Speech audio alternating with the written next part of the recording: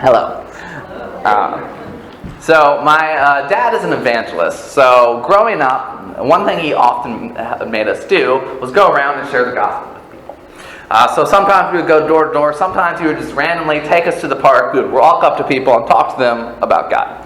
And one of the first things we did was ask him a question. And this question was, if you died tonight and God asked you, why should I let you into heaven, what would you say? And the answer was kind of surprising, because I would say, obviously this is a small sample size, but about 60 to 70% of the people would say the same thing. They would say, well, I'm a pretty good person. I'm a pretty good person. You see, I haven't murdered anybody or anything like that. And so I think God would let me into heaven. Isn't that interesting that not murdering was really the big thing that they did so that God would let them into heaven? Isn't that weird? I just found it fascinating that it was really most of the people that I talked to, that's what they would say. And it's pretty easy to judge those people and be like, oh, come on, you're drawing the line at not murdering, so over here you got the murderers, and over here you have everyone else, and this group gets to go into heaven? That's pretty bad. But it's easy to judge them, but a lot of times we like drawing lines ourselves. We've been asking ourselves, how are we different than the world? And it's good. I think it's very good to ask this question. But a lot of times, like last week we were talking about the beginning of the Sermon on the Mount, and a lot of times we like to think, well, we are different as a church. We're different. And that's true.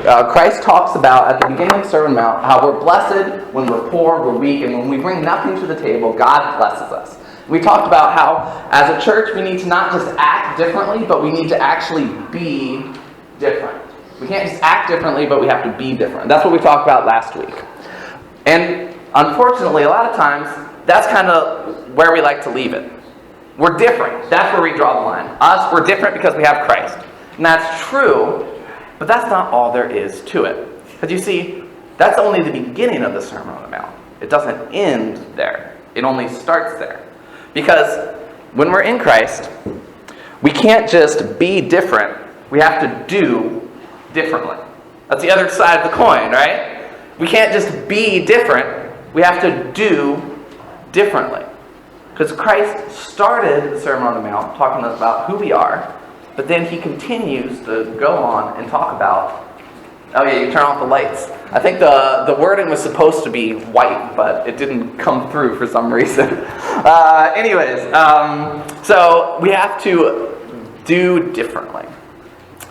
So let's look at our passage for today. The first part of it says this. Oh, here it's white. That's good. You can see it much better, right? So it says, do not think that I have come to abolish the law or the prophets. I have not come to abolish them, but to fulfill them. I tell you the truth, until heaven and earth disappear, not the smallest letter nor the least stroke of the pen will by any means disappear from the law until everything is accomplished. Anyone who breaks one of the least of these commandments and teaches others to do the same will be called least in the kingdom of heaven. But who practices and teaches these commands will be called great in the kingdom of heaven. For I tell you that unless your righteousness surpasses that of the Pharisees and the teachers of the law, you will certainly not enter into the kingdom of heaven. So Jesus moves on to talk about the law. And the law is really how we should live. And if you're anything like me, you don't necessarily like the law too much. The law keeps us from doing what we want to do on the one hand. From the other hand, it's also not always all that specific. For example, take this commandment. The fourth commandment. It says, the fourth commandment, if I can find it, says, remember the Sabbath day by keeping it holy. 6 days you shall work and labor and do all your work, but on the seventh day is the Sabbath of the Lord, and you shall not work. Okay, so 6 days we work, and the seventh day we don't work and keep it holy. That's the law. But what does that mean? What does it mean to keep something holy? In fact, what does it mean to not work? Like, what if you need to walk your dog? What if you need to do the dishes? Does that count as work? And well, honestly, this is the same issue that people had for thousands of years. They're like, well, God gave us a very specific command, remember the Sabbath day and keep it holy, but he didn't tell us what exactly that means in every situation. So we need to clarify the law. And that's what the Pharisees and teachers of the law did. They said, well, we want to make sure that the law is holy and that the Sabbath day will be holy. So we're going to say you can only walk like 2 miles or something like that. Anything more than that is work. We're going to say all these different things and have all these rules about what to do and what not to do. And in some ways, I think that's very admirable, right? They're trying to keep the command of God. And there was another guy, I like this guy. His name is Richard Baxter. And a few hundred years ago, he was a pastor, and he actually did a lot of great things. But one thing he did, he decided, in the Christian life, we have lots of things that come along that we don't really know what to do. So I'm going to write a book telling people what to do. And so he wrote a book of ethics, and it had things like, if you're walking along and you see money on the ground, what do? Well, you open up Baxter's book to the chapter on what to do if you find things on the ground. And if you find money on the ground, it'll tell you a few steps of what to do so that you know you're ethically in the right when you're in this situation. That's a little ridiculous, right? Like, first of all, it's not really practical because there will always be things that aren't in the book. You can't write a book big enough to encompass every single situation you get to. Although we might want it, right? It would be a lot easier if we didn't have to think and we could just go to the book and find exactly what to do in every situation. But we also have the problem of verse 20. It says, "For I tell you that unless your righteousness surpasses that of the Pharisees and the teachers of the law, you will certainly not enter the kingdom of heaven." Because apparently, even defining the law isn't good enough. Knowing exactly what to do in every situation isn't always good enough. Because part of the reason is we don't always do that, right? So because we need more than just a clarification of the law. So Jesus says, "I have not come to abolish the law of the prophets, but to fulfill it." What does it mean to fulfill it? I think to understand that, we're going to have to go back to the very beginning and look at what the purpose of the law is. Okay, so the purpose of the law. With Adam and Eve, what was the purpose of the law? God said, "Do not eat from the tree of the knowledge of good and evil." So if they obeyed God, they would be in relationship, continued relationship with God. But if they disobeyed, God said, "I'm going to throw you out of the garden and you will surely die." They will have separation from God. So this is the very original purpose of the law. Either if you obey it, you get to stick with God and have a relationship with Him, or if you disobey it, you have separation from God. Unfortunately, we know what happens. Adam and Eve chose to disobey God, and they were separated from God. God kicked them out of the garden. Fortunately, God was merciful, and He didn't end it there. In fact, He came to Adam and Eve, and then their descendants all the way through Abraham, and gave Abraham and his descendants the law round 2. He made a covenant with them and said, "I'm going to be your God and you will be my people. And here's a bunch of laws that I want you to obey so that, again, they can have a restored relationship with God." God says, "I want to be your God." But if they disobey, they will have continued separation from God. And Israel had its ups and downs, but the problem was, even in the best of times, they didn't really obey God's law. Think of David. That was kind of like the golden age of Israel. It's the time of David.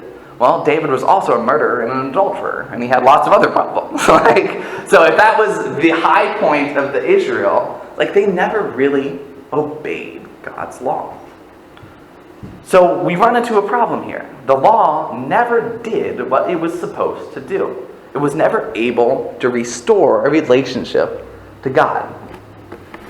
Yet, God kept reaching out, and He kept having mercy on the nation of Israel and on the peoples of the earth, and kept reaching out to them despite their disobedience in the law. And then ultimately, Jesus Himself is the ultimate way that God reached out, because He did what the law could not do. Because none of us are able to have a relationship with God through the law, because we can't fulfill the law. We can't do the law. But Jesus lived out the law perfectly for us, and then He died and paid the price for us disobeying the law. So Jesus, in many ways, conquered the law. And he said, I am going to help you have a relationship with God apart from the law. But if that's all there was to it, then that's kind of what Jesus could have said, right? He said, I have defeated the law. I have abolished the law. There's no more need for the law. Now you have me. But that's not what he said. He said, I came to fulfill the law. So part of the way he fulfilled it was he accomplished the purpose of the law. But what exactly is the law? What exactly does it mean to fulfill it? Fortunately, somebody asked Jesus this question. He said, Teacher, which is the greatest commandment in the law? Jesus replied, Love the Lord your God with all your heart and with all your soul and with all your mind. This is the first and greatest commandment, and the second is like it.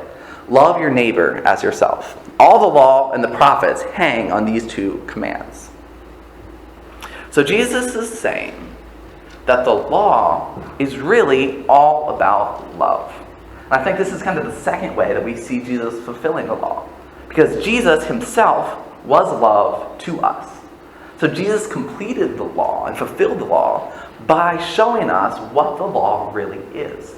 It's not just a list of rules and commands, but the essence of law is love. The essence of law is love. And this is why having a list of commands and clarifying the law isn't enough. Because imagine if somebody came up to you and was like, how do I fall in love? What would you even say? That's a ridiculous question. You can't tell somebody how to fall in love. It doesn't work like that. It just happens to people. And in a similar way, the law is like that. You can't just tell people how to follow the law because that's not good enough. People have to love.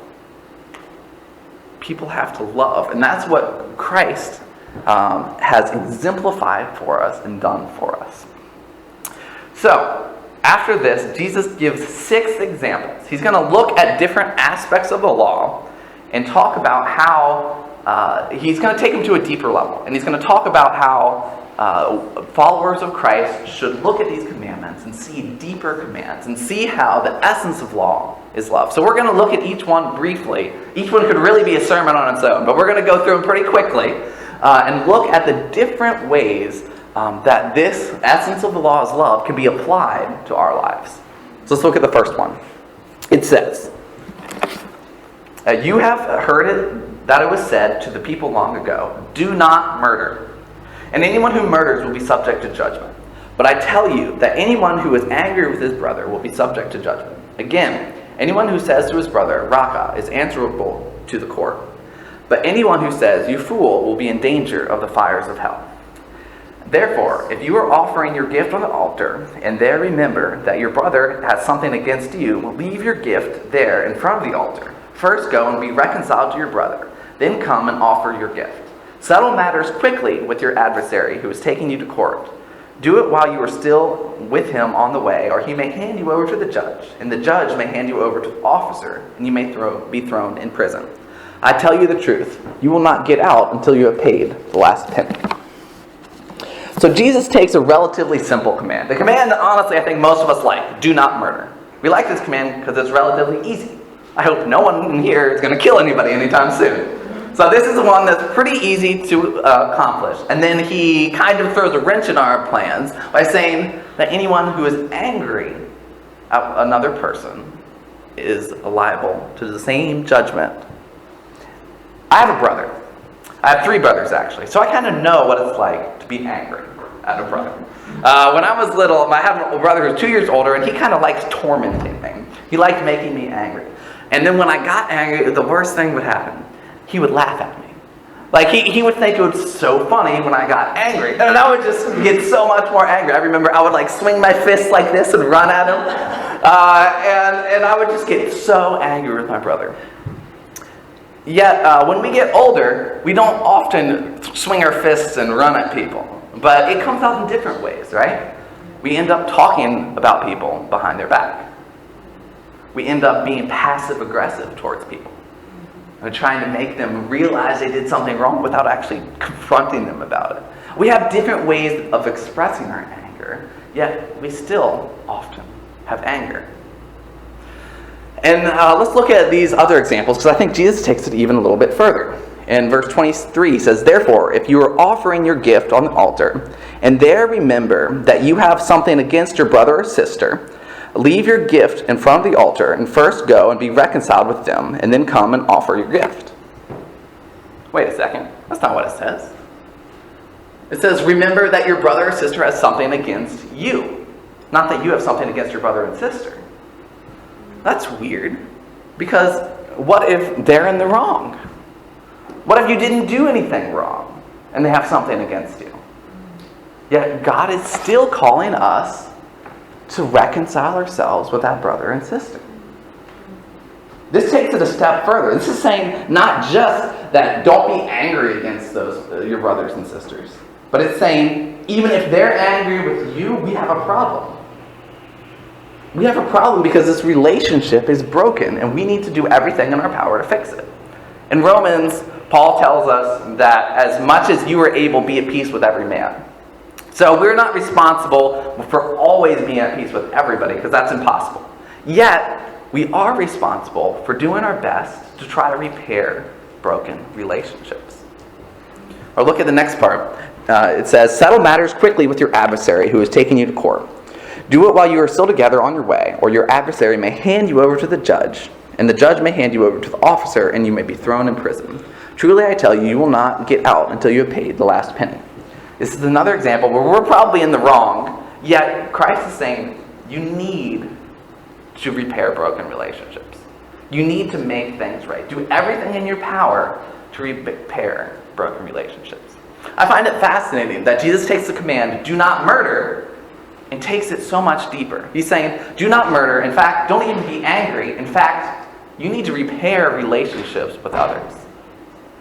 Because, again, the essence of the law is love. Jesus is saying we need to love our brothers and sisters. It's not okay to murder them, of course, but it's not okay to even be angry with them. In fact, it's not okay when your relationships with them are broken. None of these things are good. So Jesus is taking things even deeper than often we want to go. Let's look at the next example. Jesus says, "You have heard that it was said, 'Do not commit adultery.' But I tell you that anyone who looks at a woman lustfully has already committed adultery with her in his heart. If your right eye causes you to sin, gouge it out and throw it away. It is better for you to lose one part of your body than for your whole body to be thrown into hell. And if your right hand causes you to sin, cut it off and throw it away. It is better for you to lose one part of your body than for your whole body to go into hell.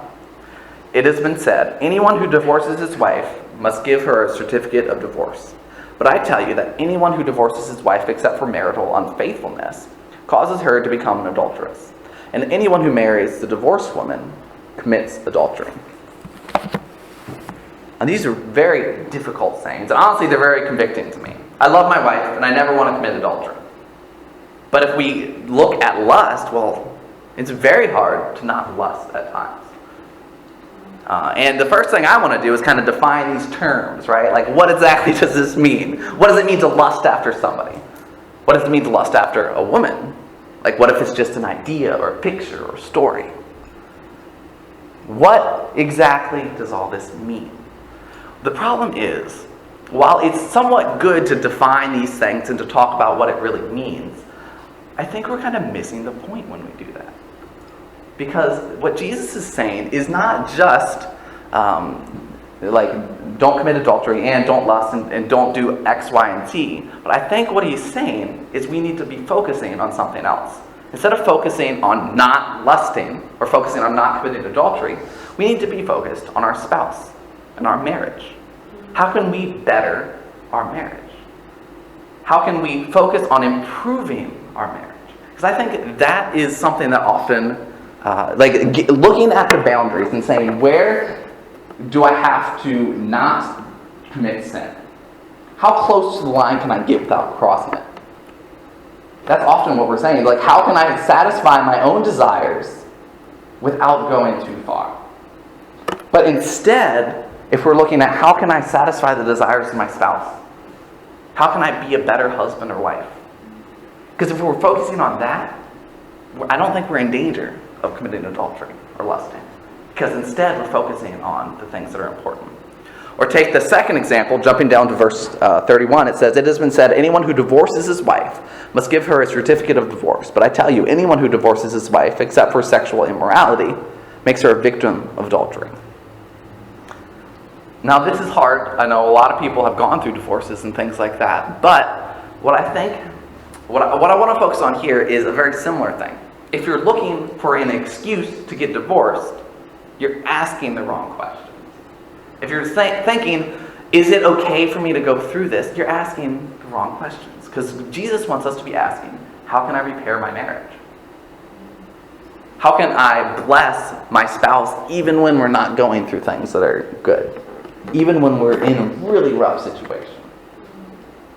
So I'm not going to go into details about the specifics of when it's okay and not okay, because I think that shouldn't be our focus. That should almost be a last resort if we have to resort to it at all. Our focus should be on how can we improve marriages? How can we love our spouse in a deeper way? And Jesus also, we're not going to talk about it much, but he says, if your right eye causes you to stumble, gouge it out. Or if your hand causes you to sin, cut it off. I think he's not actually telling us to cut off our own hand and gouge out our eyes. But what he is saying is that this stuff is serious. We need to be very serious about how we treat sin and about what we're pursuing. Are we pursuing our own desires? And are we looking at where is the line that I can't cross? Or instead, are we looking towards Christ and looking towards our spouse and looking towards love and saying, how can I love others better? Let's go to the next example. It says, again, you have heard that it was said to the people long ago, do not break your oath, but fulfill to the Lord the vows that you have made. But I tell you, do not swear an oath at all, either by heaven, for it is God's throne, or by earth, for it is God's footstool, or by Jerusalem, for it is the city of the great king. And do not swear by your head, for you cannot make even one hair white or black. All you need to say is simply yes or no. Anything beyond this is from the evil one. So what Jesus is saying here is somewhat similar, I feel like, to the last example. If you're looking at the lines and you're saying, did I really promise this, or did I just kind of imply that it would happen? Do I really need to keep my word? Jesus is saying you're asking the wrong questions. The question isn't whether or not you should keep your word. It's how can you be a better person of integrity? How can you be somebody who is honest and doesn't need to make an oath so that they are trusted? How can you be a person who is really righteous in all that they do so that the oath taking is not even an issue? So I think that, again, the question is, are we looking at ourselves and where do we draw the line? Or are we looking towards others and saying, how can I help them, encourage them, and be more trustworthy for them? Now, we're going to look at the final two examples.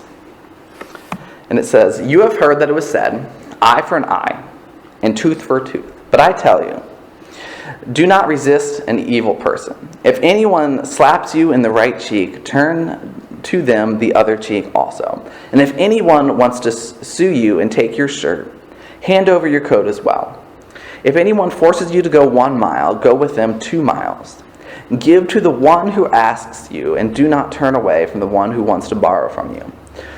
For you have heard that it was said, love your neighbor and hate your enemy. But I tell you, love your enemy and pray for those who persecute you, that you may be children of your Father in heaven. He causes the sun to rise on the evil and the good, and he sends the rain on the righteous and the unrighteous. If you love those who love you, what reward will you get? Are not even the tax collectors doing that? And if you greet only your own people, what are you doing more than others? Do not even the pagans do that? So if we look at the previous few examples, I feel like we can kind of get on board. We can say, okay, Jesus, you're kind of deepening them, taking them to another level. But by and large, I get it. It makes sense. And it's a good thing. But if we look at these examples, I think we run into a problem. Because they take things in a direction that we don't necessarily want to go. Right? Jesus says, An eye for an eye and a tooth for a tooth makes sense to us. It's just, right? If somebody hurts you, they should get hurt. Yet, what Jesus is saying is it almost seems unjust. Turn the cheek, love those who hate you. What did they deserve? If they're hating you, do they deserve your love? Or take verse 42, for example. It says, give to the one who asks you, do not turn away from the one who wants to borrow from you. Well, what if you've already given to them and they've squandered your gift and they're coming back for more? That doesn't seem fair at all. It seems almost a disservice to give to them. Yet Jesus is saying that we should not worry about our own justice. We should love those who hate us. This doesn't seem fair. Isn't God a God of justice? Yet the reason I believe Jesus is calling us to this is because this is exactly what Jesus did for us. Because you see, we were the ones that were insulting Jesus. And he came to us anyways. We were the ones that yelled, crucify him, crucify him. Yet he died for us. You see, Jesus was the one that showed us what radical love really means. This is the kind of love that is very different than loving those who love you, right? It's somewhat easy to love somebody who loves you. But when somebody's insulting you, somebody's taking advantage of you, perverting justice against you, that's who we're called to love. Because that's how Jesus loved us. And then this is the final verse. Be perfect, therefore, as your heavenly Father is perfect. If you were trying to do this stuff on your own, it's kind of a nail in the coffin, right? Like, there's no way to do this anymore. Like, be perfect? Like, come on, Jesus. Like, be realistic here. We're not perfect. Yet, he calls us to be perfect. Because he was perfect. He was perfect for us. You see, we can't do the law on our own. It's not possible to be perfect. It's not possible to love like Jesus calls us to love. We don't have it in us. Yet, Jesus has shown us what that really means. And he can give us that love. Because we are different. We're different people because God has remade us. And we're also called to act differently. See, we can't draw the line at we're just different and leave it there. We have to act out of that in a way that the world doesn't really understand. Because the world doesn't understand loving their enemies.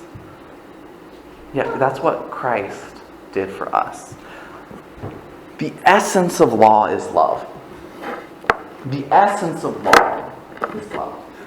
See, the only way to really obey the law and to do what Jesus is asking us to do is to be filled with the love that Christ gives us. And this is something we can't do on our own, but that God can do through us. So it means that instead of just not murdering, it means not being angry at people. And it means repairing relationships with those who we think are in the wrong. It means not just not committing adultery or not getting divorced, but it means being committed to working on our relationships and working to honor our spouses, even when we don't like them very much. It means being people of integrity in all situations. And it means that when people are being mean to us, when people are harassing us and taking advantage of us, those are the people we need to go out of our way to love. Instead of just trying to avoid them, we need to actively love them. And that's how we're different from the world. Because the essence of the law is love. And when we live with the love of Christ, we are truly different people. So we're going to sing a song and then we're going to have communion. But I want to encourage you guys to think about your lives. And think about, how are we living them? Are we living them trying to say we should and shouldn't do this? Or instead, are we living them filled with the love of Christ and the love for others in a way that is really different than just trying to obey the rules? Okay. Now let's sing our song.